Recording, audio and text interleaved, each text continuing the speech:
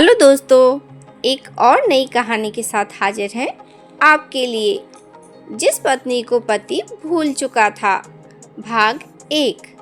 क्या कोई इंसान आपकी जिंदगी के सबसे करीबी व्यक्ति को सचमुच भूल सकता है? क्या ऐसा भी हो सकता है कि एक पति अपनी पत्नी के साथ वर्षों तक एक ही घर में रहे, उसकी आवाज़ सुने, उसके हाथों का खाना खाए, फिर भी एक दिन उसे देखकर पूछ बैठे, आप कौन हैं?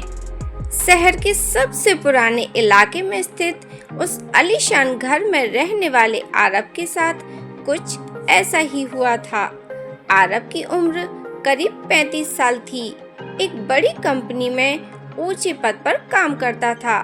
पैसे की कोई कमी नहीं थी और समाज में उसकी अच्छी प्रतिष्ठा थी, लेकिन उसकी जिंदगी में एक ऐसा खालीपन था जिसका कारण उसे खुद भी नहीं मालूम था।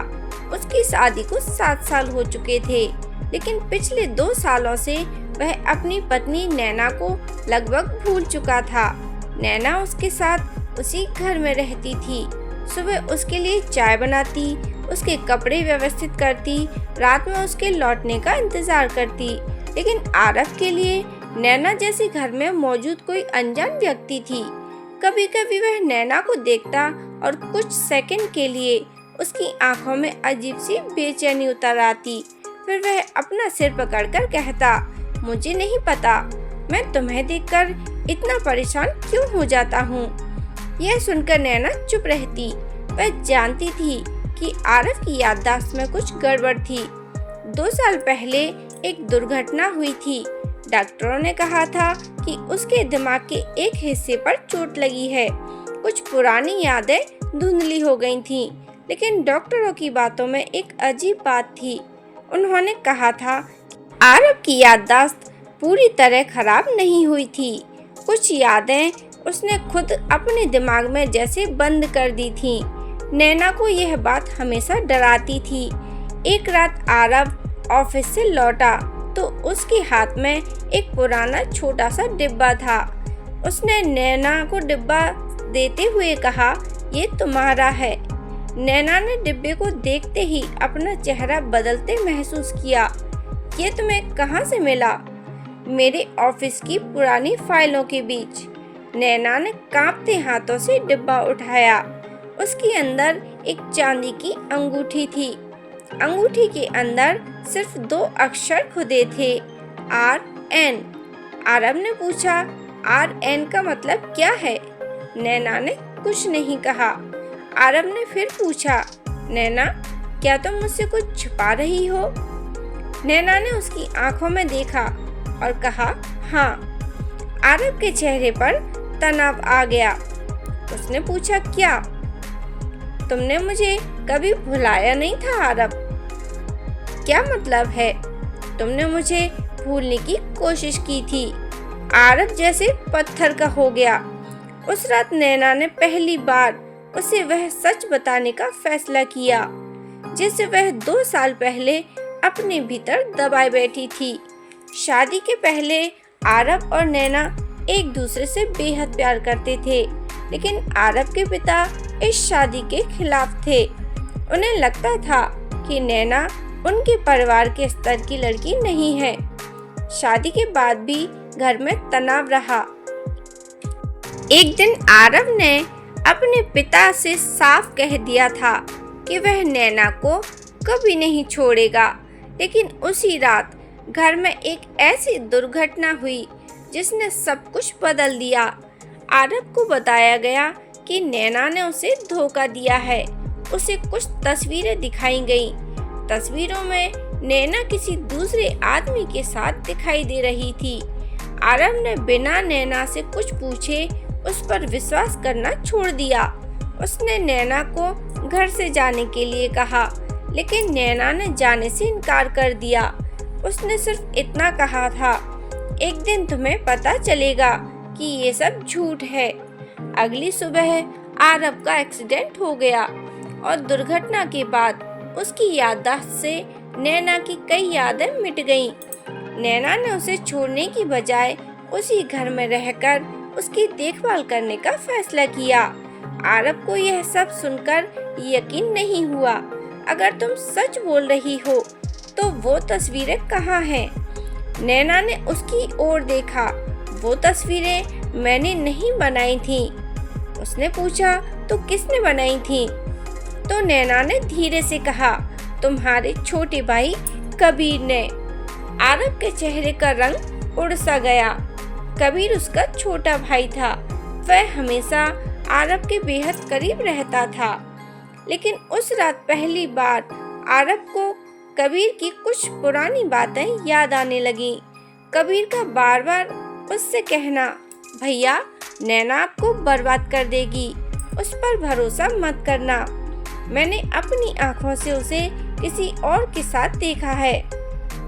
आरब ने अपना सिर पकड़ लिया। कुछ सेकंड बाद उसे एक दृश्य दिखाई दिया। एक बंद कमरा। कबीर उसके सामने खड़ा था और कह रहा था, अगर भैया को ये सच पता चल गया तो सब खत्म हो जाएगा।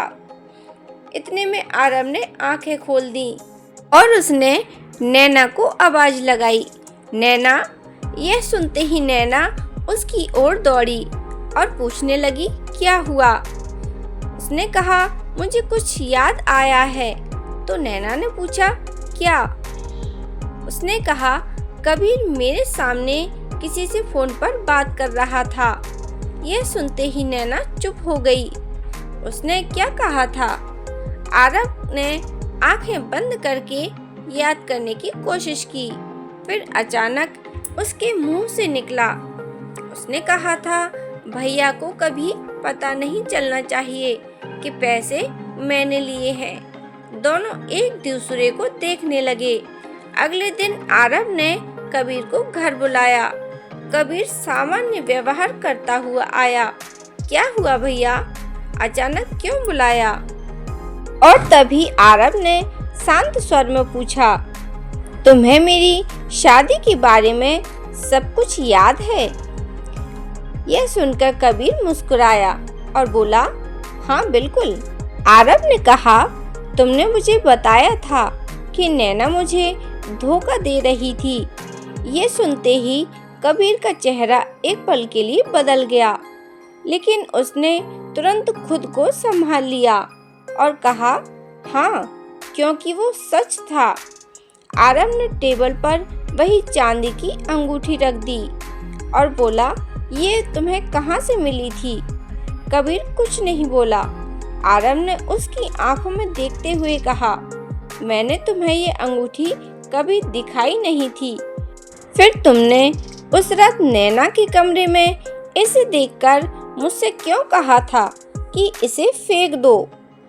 यह सुनते ही कबीर का चेहरा सफेद पड़ गया। नैना दरवाजे के पास खड़ी थी।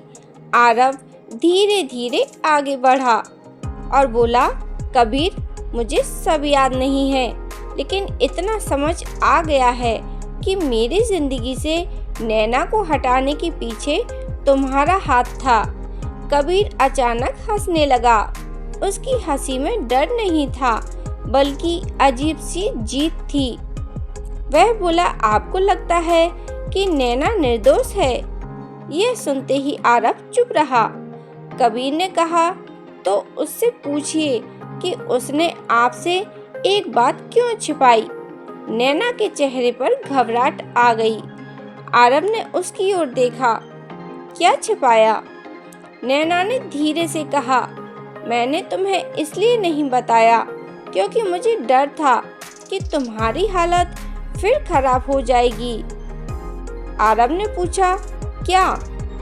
नैना ने कहा, दुर्घटना से कुछ दिन पहले तुमने खुद मुझसे कहा था कि अगर तुम्हें कुछ हो जाए तो कबीर से सावधान रहना। यह सुनते ही आरब के पैरों तले जमीन खिसक गई। अब उसे दुर्घटना वाली रात की कुछ और तस्वीरें याद आने लगीं।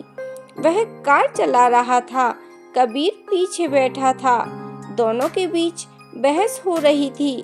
कबीर उससे कह रहा था कि आपको अपनी कंपनी मेरे नाम करनी होगी। यह सुनते ही आरब चिल्लाया था, मैं अपनी जिंदगी का फैसला तुम्हारे लिए नहीं बदलूंगा। आरव के इतना बोलने पर कबीर ने उसके हाथ से फोन छीन लिया था और उसके बाद एक तेज झटका, अंधेरा और आरव ने आंखें खोल दी। उसने कबीर की ओर देखा। तुम उस रात मेरी कार में थे। कबीर ने कोई जवाब नहीं दिया। आरव ने आगे कहा, और तुम जानते थे कि ब्रेक में खराबी थी। यह सुनते ही कबीर पीछे हटने लगा। नैना ने तुरंत पुलिस को फोन कर दिया, लेकिन कबीर भागने की कोशिश करने लगा। कुछ ही मिनटों में पुलिस घर पहुंच गई। पूछताछ में जो सच सामने आया उसने सबको हिला दिया। कबीर ने कंपनी और संपत्ति पर कब्जा करने के लिए आरव और नैना के बीच गलतफहमियां पैदा की थी। उसने नकली तस्वीरें बनवाई थी। उसने आरव को नैना से अलग करने की कोशिश की थी, लेकिन आरव के दुर्घटनाग्रस्त होने के बाद उसे डर था कि कहीं उसकी याददाश्त वापस न आ जाए। इसलिए उसने लगातार आरव के दिमाग में नैना के खिलाफ बातें भरने की कोशिश की थी। उसे पता नहीं था कि इंसान की याददाश्त मिट सकती है, लेकिन भावनाएं हमेशा पूरी तरह नहीं मिटती। आरव को नैना याद नहीं थी, लेकिन जब भी वह नैना को देखता था उसके भीतर एक अजीब सी शांति उतरती थी। जब नैना पास होती थी उसका सरदर्द कम हो जाता था। जब वह दूर जाती थी आरव बेचैन हो जाता था। यही वजह थी कि नैना ने उसे कभी छोड़ा नहीं। कुछ महीनों बाद आरव की याददाश्त धीरे धीरे लौटने लगी। एक सुबह वह सोकर उठा और सामने नैना बैठी थी। आरव कुछ देर तक उसे देखता रहा, फिर उसकी आंखों में आंसू आ गए। यह देखकर नैना घबरा गई और पूछने लगी, क्या हुआ?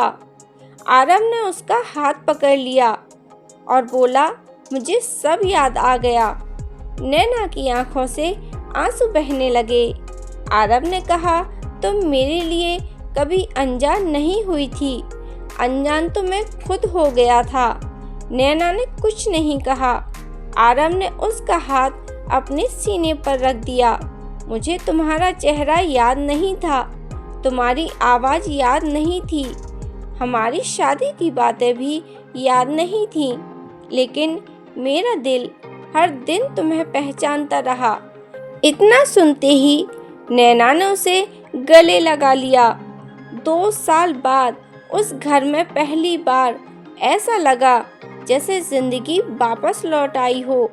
लेकिन आरव के लिए उस कहानी का सबसे बड़ा रहस्य अभी भी यही था।